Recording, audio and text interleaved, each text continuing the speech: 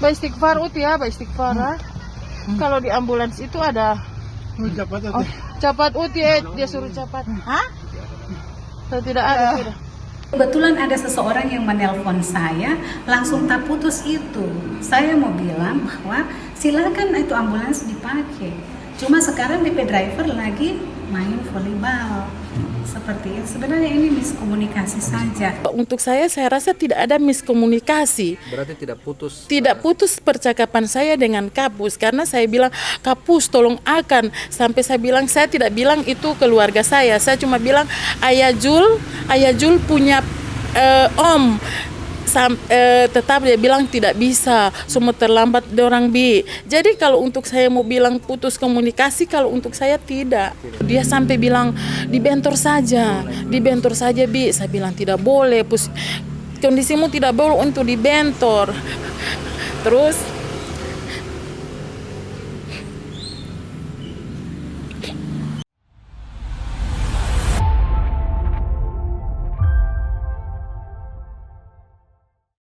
Assalamualaikum warahmatullahi wabarakatuh. Selamat sore Tribuners. Saat ini saya berada di rumah duka, tepatnya di Kelurahan Molosipatu, Kecamatan Sipatana, Kota Gorontalo, Provinsi Gorontalo. Dan Tribuners, kali ini kita akan melakukan wawancara dengan pihak keluarga terkait dengan informasi bahwa Puskesmas Sipatana tidak memberikan mobil ambulans karena sedang mengikuti pertandingan volleyball. Baik, nantikan wawancara kami dengan pihak keluarga.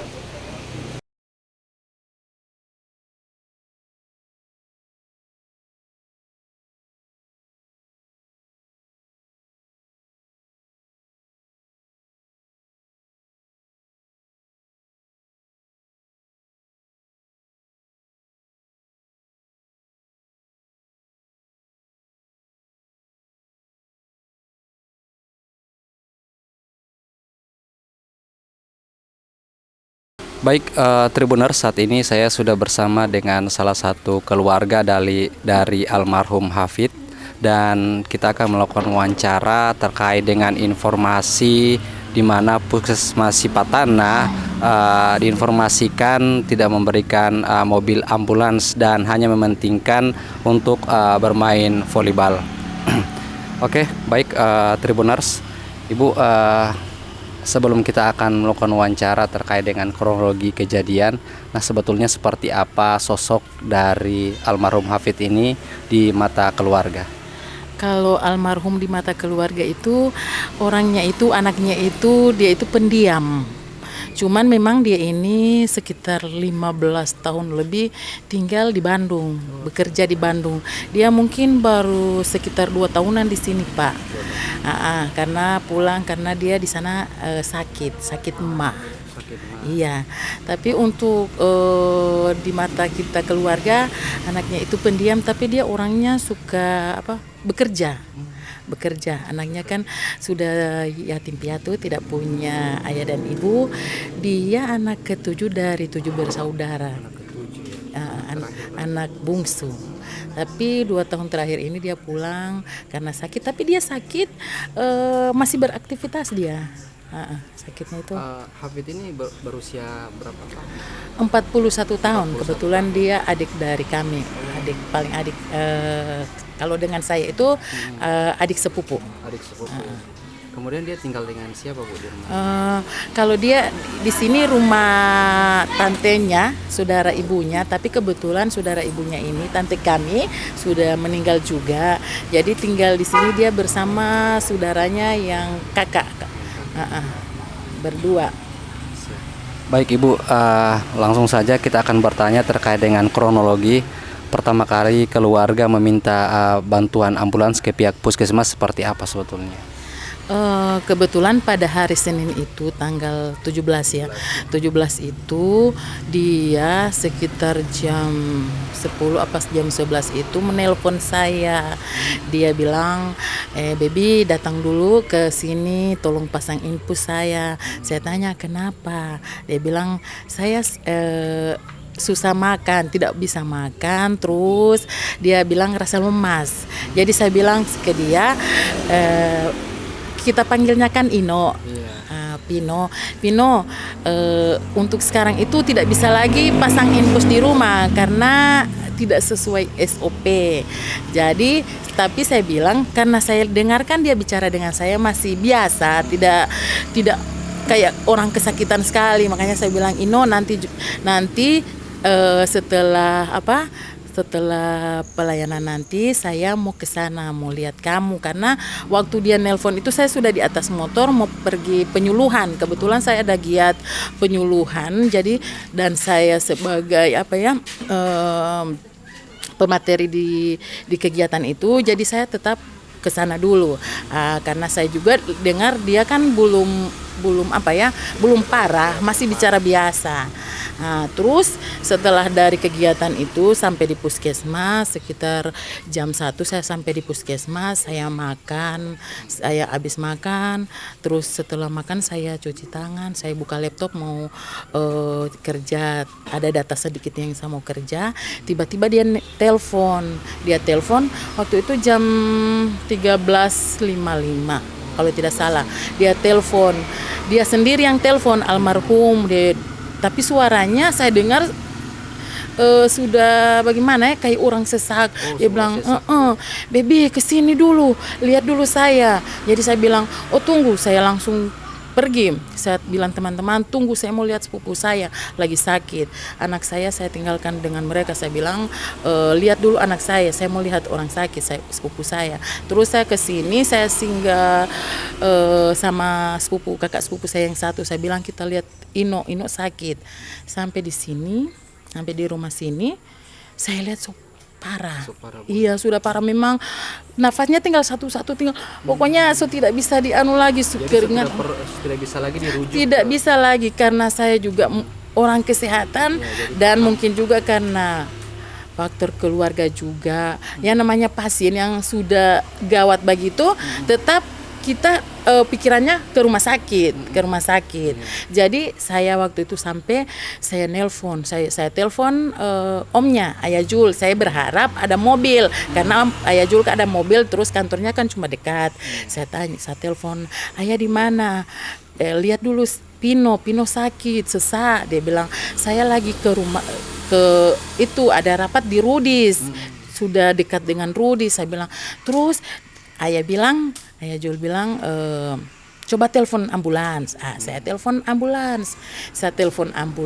Ini supirnya yang ibu telepon? Iya, sopir ambulans di puskes. Saya telepon. Kebetulan juga saya kan petugas kesehatan yang di puskesmas, saya bidan.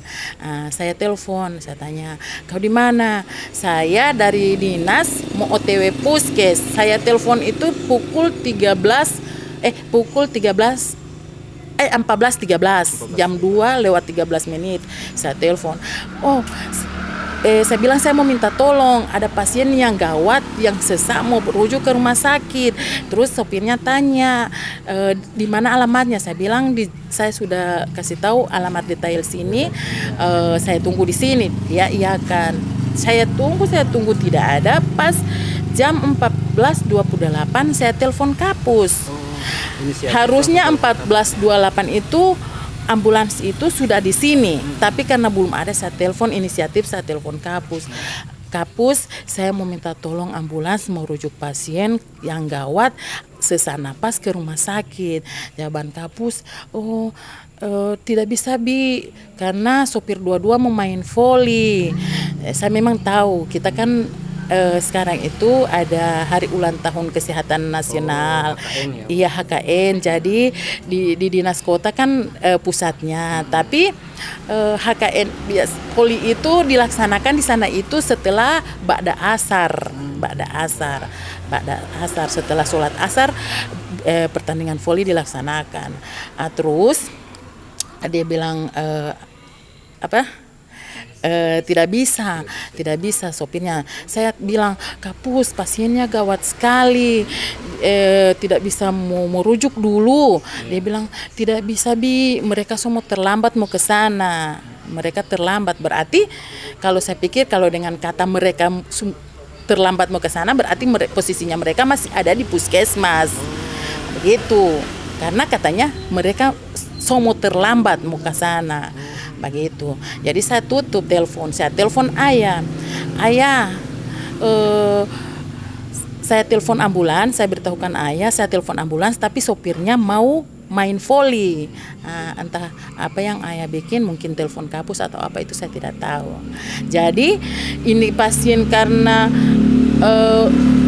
dia mau dirujuk, dia mau itu, dia sampai bilang dibentor saja Bi. Saya bilang tidak boleh, kondisimu tidak boleh untuk dibentor. Terus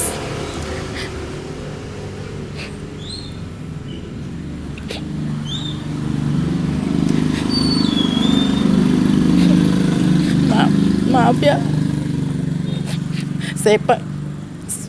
kakak sepupu saya panggil Maxim. Saya bawa di Maxim itu dia teriak-teriak cepat. Makanya itu sebenarnya harapan saya untuk bawa dengan ambulans itu supaya lebih cepat penanganannya sampai di rumah sakit. Tapi ya sudah begitu, kita Pak tidak menolak takdir kematian, tidak. Kita sudah ikhlas, kita terima semua pasti mati. Orang tidak tahu ajal itu kapan. Cuma yang saya sesalkan di situ itu, saya mau minta tolong untuk menghantarkan almarhum, dijawab dengan jawaban yang tidak. Kalau untuk saya kan tidak bisa, tidak sesuai hati nurani. Jadi mohon maaf, saya posisinya di sini, saya bicara sebagai keluarga almarhum, tapi di lain pihak saya juga saya dilema, saya sebagai petugas kesehatan. Tapi di sini yang saya utamakan itu, yang saya anukan itu menyelamatkan jiwa orang, karena mungkin saya juga karena orang kesehatan, jadi saya tahu bagaimana keadaan yang harus orang selamatkan. Mungkin cuma itu Pak dari saya. Ibu, pas sudah sampai di rumah sakit, berapa lama kemudian almarhum ini mengembuskan napas terakhir? Dia bertahan di rumah sakit itu, saya sebenarnya belum mau pulang karena saya lihat keadaannya. Saya ingin dampingi, tapi anak saya ada di puskesmas, sudah jam pulang. Jadi saya jam 4 lewat itu hampir mau 4:30 setahu saya sampai di puskesmas. Terus tiba-tiba habis maghrib kita ditelepon, Pino sudah gawat, sudah dipompa. Kebetulan yang di sana juga cuma kakaknya sendiri, kasihan di sana yang jaga. Sudah dipompa. Sampai ke sana 6:30 ya, 6:30 lewat lah kami sampai di rumah sakit. Saya naik motor ke sana, sudah meninggal. Dan saya konfirmasi sama dokter yang di situ jam berapa dia meninggal, 6:30 lewat. Jadi dia dari masuk itu 2:30, paling mau jam 3 sampai di rumah sakit, 6:30 lewat, hampir jam 7 dia meninggal. Bu, salah satu alasan dari pihak keluarga agar bisa dipinjamkan mobil ambulans itu kan agar diberikan prioritas. Nah, saat perjalanan kira-kira ada terjadi macet atau bagaimana? Kan ini kan pakai mobil taksi. Iya, itu kendalanya kalau di taksi, di mobil pribadi itu kan kadangkala saya kan sering rujuk pasien dari puskesmas. Kalau bedanya kita merujuk pakai ambulans dengan merujuk dengan mobil pribadi itu beda. Karena kalau kita pakai ambulans otomatis akan diberikan jalan. Jadi sampainya ke rumah sakit itu lebih cepat dibanding mobil pribadi. Dan kita juga kan tahu bersama ambulans itu memang diperuntukkan untuk yang begitu. Saya tahu ambulans bisa dipakai untuk bukan cuma yang pasien di puskesmas, bahkan pasien di jalan pun kalau ada yang kecelakaan kita telepon ambulans wajib untuk datang jemput pasien antar ke rumah sakit. Iya. Tapi saat mengantar itu terjadi kemacetan atau seperti apa? Iya, pas waktu itu kan sudah pas sore, jalan pas memang jalan waktu-waktunya macet. Kita macet jalan Irjen Piola. ke sana itu macet memang agak lama sampai itu almarhum teriak cepat sedikit, cepat bi. Saya bilang sabar. Siap Bu, ini kan dari penyampaian Kapus kemarin bahwa ini hanya terjadi miskomunikasi dan tidak tersampaikan kepadanya. Nah, apakah ini benar atau bagaimana Bu? Dari pihak keluarga sendiri bagaimana tanggapannya? Yang saya memang saya sudah dengar, tapi miskomunikasinya itu di mana? Kalau saya pribadi yang langsung menelpon langsung Kapus, kalau untuk saya rasa tidak ada miskomunikasi. Berarti tidak putus? Tidak putus percakapan saya dengan Kapus, karena saya bilang Kapus tolong akan, sampai saya bilang saya tidak bilang itu keluarga saya cuma bilang Ayah Jul punya om. Tetap dia bilang tidak bisa, semua terlambat dorang bi. Jadi kalau untuk saya mau bilang putus komunikasi, kalau untuk saya tidak. Iya. Tapi pernah tidak ditawarkan supir untuk membawa ambulans ini, karena kan alasannya supir tidak bisa mengikuti kegiatan poli. Dari pihak keluarga pernah tidak? Oh tidak ada. Kalau untuk ditawarkan ke saya tidak ada.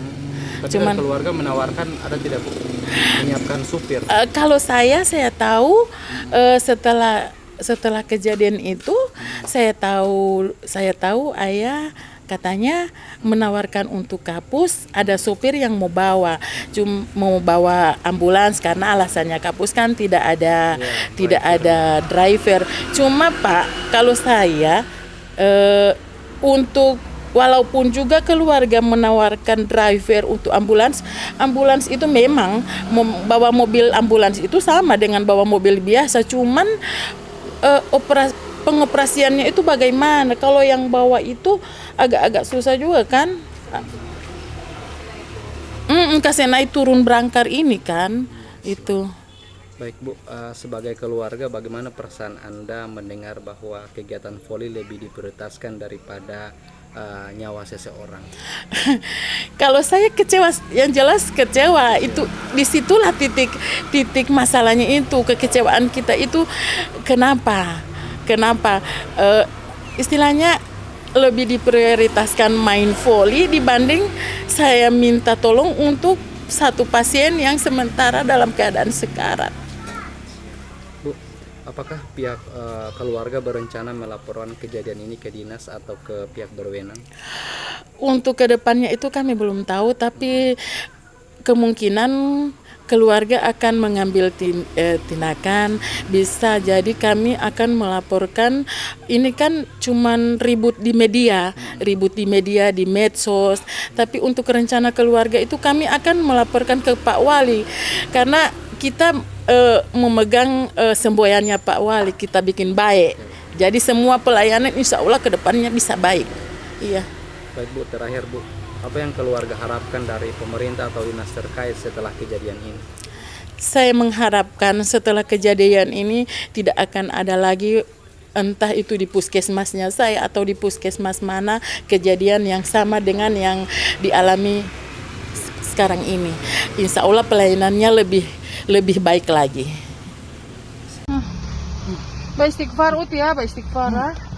Kalau di ambulans itu ada cepat dia suruh cepat. Hah? Tidak ada sudah. Kebetulan ada seseorang yang menelpon saya, langsung tak putus itu. Saya mau bilang bahwa silakan itu ambulans dipakai. Cuma sekarang DP driver lagi main volleyball.